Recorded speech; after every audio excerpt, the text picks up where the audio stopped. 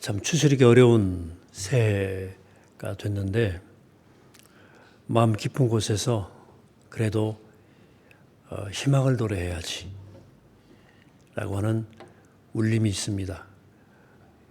희망을 말해야지. 그런 마음으로 우리 12에서 오늘 신년 새해 첫 예배를 준비하며 말씀을 전합니다. 태초에 하나님께서 천지를 창조하셨습니다. 하나님이 있어라, 생겨라, 되어라 말씀하실 때마다 전에 없었던 무엇인가가 창조가 되었어요. 그렇게 해서 빛과 하늘, 땅과 바다, 그리고 하늘의 새, 식물, 해와 달, 별, 동물과 짐승, 마침내 사람이 창조되었습니다. 이 모든 창조의 과정을 묘사한 창세기는 묵상할 만한 심한 주제가 절비하지만 아주 중요한 창조의 비밀이 하나 있습니다. 엿새 동안 진행된 창조의 내용은 각각 달랐지만 하나님은 한결같이 동일한 말씀으로 그 창조의 날을 완수하셨습니다. 창조 과정 내내 거듭 반복하신 말씀이 있어요. 오늘 읽었죠? 무엇이죠? 좋았더라. 좋았더라. It's good. 참 좋다. 말씀이 그것입니다. 어떻게 보면 이것은 하나님께서 하나님의 창조 사역을 완성하시는 거룩한 창조의 기법이라고 볼 수 있겠습니다. 말씀으로 창조하신 후에는 꼭 좋다 하는 말씀으로 창조의 일과를 마무리하십니다. 따라서 창세기 1장에 거듭 반복되는 이 좋았더라고 하는 이 말씀은 단순한 감탄사가 아니라 있어라, 되어라, 생겨라 로 시작된 하나님의 창조를 완성하는 하나님의 창조의 마무리 공법입니다. 이 마무리 공법으로 마침표를 찍기 전까지 피조물들은 그저 단순한 물질에 불과했습니다. 그냥 태양은 불덩어리였고 바다는 거대한 물들의 집합체였고 사람은 그저 흙, 아담아, 흙더미에 불과했습니다. 하나님께서 좋다 이렇게 선포하시는 순간 그 모든 피조물들은 존재의 아름다움과 의미와 가치를 획득하게 됩니다. 비로소 피조물은 각각의 아름다움을 갖게 되었어요. 제가 런던과 그 뉴욕에 가서 하이드 파크가 다 양쪽에 다 있거든요. 참 그 큰 대도시의 그 아름다운 숲들이 참 부럽더라고요. 거대한 숲, 산책길, 뭐 꽃도 피어 있고, 뭐 나무도 심겨져 있고, 연못에 뭐 오리도 다니고, 또 결혼식 하는 부부들 뭐 촬영도 하고, 가끔 야외 음악회도 하고 그러더라고요. 특히 유럽의 도심 같은데 이 거대한 숲은 참 부럽기도 하죠. 우리나라도 많이 숲을 만들어 가요. 저희 동네에도 우이동에 솔밭공원이라는 데가 있어요. 그다음에 4.19 국립묘지 역시 하나의 일종의 이제 시민공원 같은데요. 제가 지금 심혈을 기울이는 아카데미하우스 복원 작업도 숲을 조성, 그 아름다운 숲이죠. 거기 워케이션 호텔인데 이제 일하며 쉴 수 있는 그런 개념으로 지금 다시 리모델링 중입니다. 완성되면 제가 여러분들에게 소식을 전할게요. 그런데 런던의 한 공원인데요. 마을과 연결된 이렇게 마을이고 바로 공원인데 너무너무 저는 좋더라고요.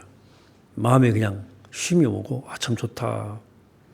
그 풍경을 즐기는데 그 동네 사람들은 그 아름다운 공원을 빠른 걸음으로 막 그냥 다 바쁘게 지나치는 거예요. 뭐 출근도 해야 되고 또 갈 길도 바쁘고 분주한 도심이니까 이렇게 바쁘게 살아가는 사람들에게는 그 공원이 저에게는 참 아주 특별했는데 그렇게 의미 없어 보이는 것 같더라고요. 이런 생각이 들었어요. 아무리 대단한 것이라 하더라도 그것의 좋음을 누리지 못하면 있으나 마나한 것이구나. 반대로 아무리 별것이 아니어도 그것의 좋음을 누릴 수 있다면 그건 가치 있는 것이 된다. 가치가 재창조되는 것이다. 여러분 지구상에서 가장 많은 사랑을 받은 화가를 든다면 빈센트 반 고흐를 들 수 있을 겁니다. 하지만 그가 그린 그림 속의 풍경들은 사실은 특별한 게 없어요. 뭐 시골 들판, 해바라기, 또 감자 먹는 사람들의 모습, 별이 빛나는 밤하늘, 또 야일들의 야유고 귀까지 잘린 볼품없는 자화상 이런 것들, 또 본인이 살던 작은 단순한 방, 다 평범하기 짝이 없는 것들입니다. 특별한 걸 그린 게 아니에요. 그렇지만 고흐는 사람들이 무심하게 지나치는 것들 속에서 아름다움과 좋음이 있음을 발견하는 감수성이 있었습니다. 투박한 것 속에 담긴 따뜻함, 평범한 것 속에 담겨있는 비범함, 지루한 풍경 속에 살아있는 역동성, 죽어있는 것처럼 보이는 사물의 생명력, 이런 것들을 볼 줄 아는 눈이 있었습니다. 별것 아닌 것처럼 보이는 그 단순한 평범한 것들 속에 담겨있는 의미, 작고 연약한 것들 속에 숨어있는 가치, 그 좋음을 알아채는 고흐의 그에서 어떤 일들이 벌어집니까? 수많은 사람들의 가슴을 움직이는 놀라운 작품을 창조해내지 않습니까? 평범하고 투박하고 보잘것없는 것들이 위대한 걸작으로 탄생하지 않습니까? 저는 좋은 신앙인은 예술가의 감수성을 가진 사람 혹은 위대한 예술혼을 가진 사람이라고 생각해요. 어떻게? 평범하고 투박하고 보잘것없는 것일지라도 거기에 아름다움과 좋음이 있음을 발견할 줄 아는 사람. 그는 아티스트이기 이전에 신앙인이고 뭔가 새로운 가치를 창조해내는 하나님의 파트너, 동역자다. 이게 바로 창세기 1장이 말하고 싶어하는 창조의 비밀입니다. 창조의 비밀이에요. 참 좋았다라는 말씀의 속뜻입니다. 하나님께서 만물을 지으시고 좋다 그러셨어요. 우리의 생명과 삶을 지으시고 좋았더라 그랬어요. 그러니까 하나님이 우리 삶 속에 이 허락하신 이 좋음들을 끝없이 발견하고 누리는 것이 신앙생활이고 영적인 여정입니다. 근데 우리 그 중에 그 좋은 그것들의 좋음을 얼마나 많이 누리고 살아가는지 모르겠어요. 하나님이 좋다고 하시는데 우리가 얼마나 많은 걸 거부하는지. 우리는 너무 자주 자신의 좋음을 못 받아들입니다. 그리고 너무 자주 다른 사람의 좋음도 깨닫지 못합니다. 이건 결국 하나님의 좋음을 부정하는 일로 귀결돼요. 여러분 지난 한 해가 참 무척 복잡한 한 해였지만 사실은 하나님이 천지를 창조하신 이래 인간의 죄와 타락 때문에 온 우주가 신음하고 있어요. 하나님은 그래서 새하늘 새 땅을 회복하시기 위해서 일하세요. 하나님의 일종의 새로운 뉴 크리에이션, 새로운 창조의 사역입니다. 우리가 하나님의 새로운 창조 사역에 동참하는 길은 세 가지의 조음을 발견하는데, 그 진실을 발견하는 데 있어요. 나 자신의 조음을 발견하고, 너의 조음을 발견하고, 하나님의 조심을 깨닫는 거예요. 이게 얼마나 중요한지 모릅니다.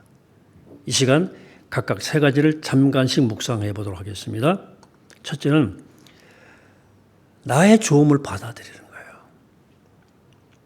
여러분 자신을 좋다고 생각하십니까? 괜찮아요?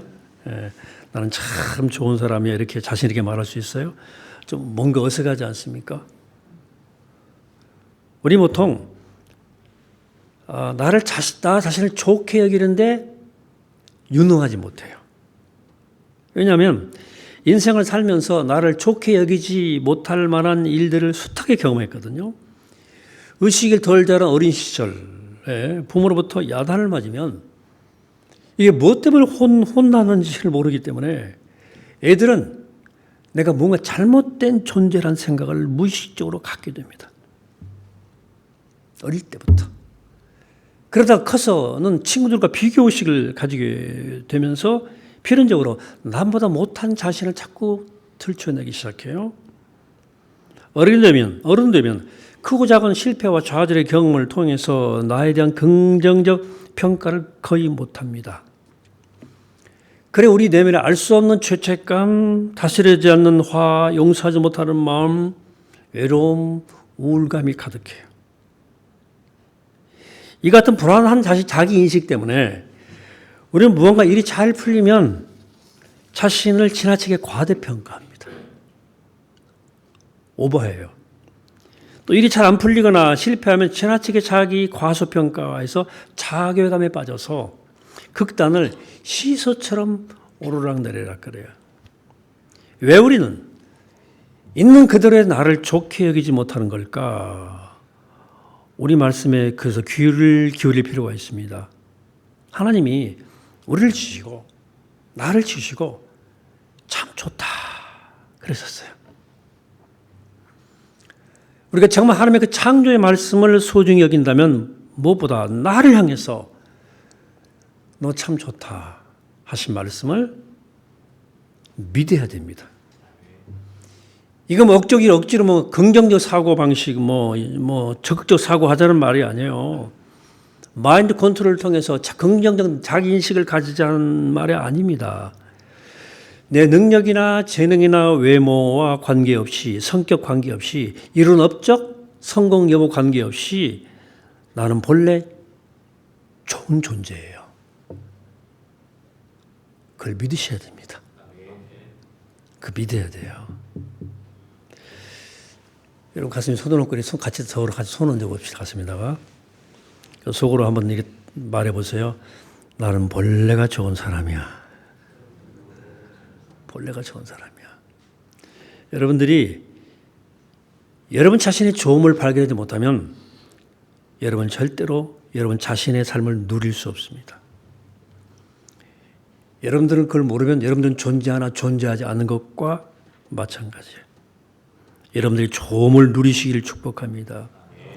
그래야 여러분들의 아름다움, 여러분들의 가치와 아름다움과 좋음이 다른 사람의 가치와 아름다움과 좋음에 영향을 끼칠 수 있는 거예요. 그게 선한 영향력이에요. 나의 좋음을 진정으로 아는 사람이 남의 좋음도 발견할 수 있는 거예요. 여러분들이 자리에서 리더십이라면 리더십은 다른 사람의 좋음을 발견하고 그걸 말해주는 사람이에요. 또 좋은 사람이다. 치어리더예요, 지도자는. 그러기 위해서는 무엇보다 나의 좋음을 알고 누려야 됩니다. 두 번째는 너의 좋음을 발견하는 겁니다. 여러분, 너의 좋음을 발견하는 것도 나의 좋음을 발견하는 것만큼 어렵습니다. 인생 여정엔 정말 힘들고 까다로운 인간들을 우리가 불편한 사람을 참 많이 만나거든요. 정말 자기밖에 모르는 사람들이 있어요. 까다롭고. 어떤 사람은 이해할 수가 없어요. 그러나 많은 경우 그 사람이 정말 그런 사람이기보다도 내 편견이나 선입견일 가능성도 많습니다. 누군가가 싫어질 때 이유가 있죠. 그 사람이 싫어지게 된 결정적 어떤 행동이나 태도가 있을 거예요. 그러나 사람은 단 한 가지 이유 때문에 한 가지 행동하지 않습니다. 겉으로 드러난 행동에는 이면에 수많은 이유가 숨겨져 있다는 사실을 기억하셔야 됩니다. 그 하나 행동 그냥 하나 행동이 아니에요. 이것만 잘 이해해도 우리는 지금보다 훨씬 더 많은 사람을 용납할 수가 있습니다. 뭔가 이유가 있는 거예요. 뭔가. 그 행동에는. 그 행동의 이유가 중증적이에요. 한단치 않다 그 말입니다. 어떤 부부가 배를 타고 여행을 하다가 배가 난파됐어요. 구명보트에 자리가 딱 하나 남았는데 남편이 아내를 두고 그 보트를 딱 탔어요. 배는 난파하는데 이 남자한테 뭐라고 그러시겠습니까? 많은 사람들이 이 남자를 욕했어요. 그의 딸도 딸 하나 있었는데 평생 아빠를 이상하게 생각했어요. 아무튼 그 남자는 홀로 살아남아서 혼자 그 딸아이를 잘 키우고 그도 세월이 흘러 세상을 떠났어요. 딸이 아빠 유품을 정리하다가 침몰하는 배 위에서 엄마와 나누었던 마지막 순간을 기록된 일기장을 발견합니다. 그 여행은 사실 암 선고를 받고 시한부 인생을 살던 아내를 엄마를 위로하기 위한 마지막 여행이었고 사고의 순간 아빠는 딸을 키우기 위해서 반드시 살아서 돌아가야만 했던 것입니다. 둘이 대화하고 여보 당신이 살아서 돌아가. 우리 딸 잘 키워줘. 눈물로 헤어진 거예요. 눈물이 결심한 거예요. 이 남자에 대한 처음의 판단. 이것이 바로 우리가 이웃을 판단하는 흔한 방식입니다. 그가 지금 보여주는 그 행동, 그가 드러내고 있는 그 태도만 보고 즉각적으로 판단하는 게 우리의 습성이에요. 하지만 우리의 판단은 매우 피상적이고 제한적이고 왜곡되었을 가능성이 많습니다. 사실 그 사람은 좋은 사람일 가능성이 훨씬 많습니다. 물론 좋지 않은 부분도 있겠죠. 또 그가 그런 모습을 거듭 보였기 때문에 그렇게 판단할 수밖에 없는 측면도 있겠지요. 하지만 그가 그렇게 할 수밖에 없는 이유를 우리는 결코 다 알지 못합니다. 우리 인식 한계를 인정하셔야 돼요. 본래 그 사람은 좋은 사람일 거예요. 제가 뭐 알지 못하면서 왜 자꾸 그런 말을 하냐고요? 목사님 그 사람 뭐 아냐고. 저는 그보다 더 근본적인 말씀을 알고 있기 때문이에요. 하나님이 나를 지으시고 참 좋다고 하셨던 것처럼 그 사람을 지으시고도 참 좋다고 말씀하셨기 때문입니다. 여러분 다시 한번 가슴으로 손 안 얹어도 상관 이번엔 손 안 얹어도 상관없고 불편했던 사람 한번 떠올려 보시고 그를 향해서 마음으로 선포하는 거예요. 당신 참 좋은 사람이야. 라고 마음으로 외쳐보시기를 축복합니다. 불편했던 사람을 뭐 좋은 사람이라고 고백하는 거짓이나 억지 기만이 아니라 그 사람의 감추어진 본래 좋음을 인정하고 축복해 주자는 거예요. 리더십은 이거 하는 사람이에요. 너는 가치 있는 사람이야. 너는 좋은 사람이야. 사실은 이렇게 말해주는 사람. 사람 이렇게 바라보는 것. 하나님의 눈과 하나님의 가슴으로 그를 대하는 것. 이게 제가 10수년 싸웠던 문제예요. 제가 기장 목사 아닙니까? 기장은 구조적 싸움을 많이 한 교단이에요. 그러니까 구조의 모순은 터뜨려 버려야 돼요. 근데 사람과 사람과의 관계는 덮어줘야 돼요. 그리고 그 사람이 제가 목회를 딱 시작하는데 딱 단점이 빨리 보이는 거예요. 이게 제 DNA인 거예요. 저 고쳐야 되는데, 저 틀려먹었는데, 예수님 눈이 아닌 거예요. 제가 스스로 제 이 시선을 놓고 제가 얼마나 많이 무릎 꿇고 기도했는지 몰라요. 하나님 제 눈에 먼저 장점이 보이게 도와주시옵소서. 세 번째는 하나님의 좋으심을 깨닫게요. 자, 하나님의 좋으심을 알고 좋으신 하나님을 느끼며 사는 건 아주 복된 일이죠. 그러나 볼 수도 없고 만질 수도 없는 하나님, 대상으로 접촉할 수 없는 하나님을 향해서 참 좋다 느끼는 일 결코 쉽지 않습니다. 게다가 믿음 안에 살려고 해도 고난이 그치지 않고 삶의 어려움이 계속 반복되면 하나님의 좋으심을 믿기가 어려워요. 어떻게 하나님을 좋으심을 우리가 깨달을 수 있겠습니까? 성경은 세상을 사랑하신 하나님의 지극한 마음을 밝힌 계시의 책입니다. 출애굽을 시키신 이유, 율법을 주신 이유, 선지자를 보내신 이유, 그리고 예수 그리스도를 보내신 이유가 뭐예요? 우리를 사랑하시기 때문이라는 거죠. 내가 이토록 엉망인데, 이렇게 이기적이고 탐욕스러운데, 불안하고 취스러운데 여전히 나를 향해 참 좋다고 말씀하신 이유, 내가 보기 형편이 없고 가망 없는 인간들인데 뭐 저런 인간이 다 있냐 싶을 사람인데 그를 향해서 여전히 참 좋다고 말씀하신 이유가 뭐예요? 사랑하시기 때문이에요. 자격이 없음에도 사랑스럽지 않음에도 불구하고 우리를 사랑하신 하나님을 알면 우리는 하나님의 좋으심을 깨닫지 않을 수가 없어요. 그럼 이런 질문이 나올 수 있죠. 그럼 어떻게 하나님이 좋으신 분이라면 이렇게 세상에 불의합니까? 이렇게 부조리한 현실이 존재합니까? 어떻게 착한 사람, 어떻게 믿음으로 사람들이 고난을 겪습니까? 태국 여행 갔다 온 분들 사고 났죠? 태국 여행은 외국 처음 나간 사람들 가는 데예요. 저도 외국 처음 여행 갈 때 30년 전에 태국 갔어요. 일본 가고. 그 사람들이 부자들이 아니에요.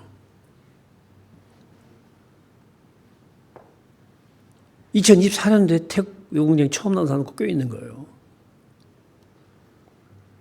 왜 이런 고난이 있습니까? 정직하게 말씀드리면 저도 모르겠어요. 성경도 즉답 주지 않습니다. 그러나 제가 알고 있는 것, 그리고 성경이 말해주는 것이 있어요. 하나님은 우리를 사랑하신다는 사실입니다. 고난은 하나님의 사랑을 멈추게 하지 못합니다. 좌절이나 절망도 하나님의 사랑을 그치게 할 수 없어요. 단, 만일 우리가 그분의 사랑과 그분의 좋으심을 알지 못하면 하나님의 사랑은 사실 멈춰 있는 거예요. 그 순간에. 그 사랑이 우리 안에 살아서 역사할 수 없어요. 따라서 우리가 해야 할 일은 하나님의 사랑하심과 좋으심을 끝까지 신뢰하는 것입니다. 하나님의 사랑과 그분의 좋으심을 끝까지 믿고 알면 고난과 절망이 멈추는 것은 아니지만 그 고난과 절망 가운데서도 좌절하지 않고 희망을 노래할 놀라운 능력이 생깁니다. 고난과 절망 가운데서도 사랑하신 하나님과 함께 사는 은총을 누리게 되는 거예요. 우리 사랑하는 CBS 가족 여러분, 태초에 천지를 만드신 하나님은 그 창조의 세계에 대해서 좋았더라, 좋았더라, 좋았더라 그러셨어요. 하나님의 눈이, 하나님의 마음이 우리 시선, 우리의 마음이 되시기를 축복합니다.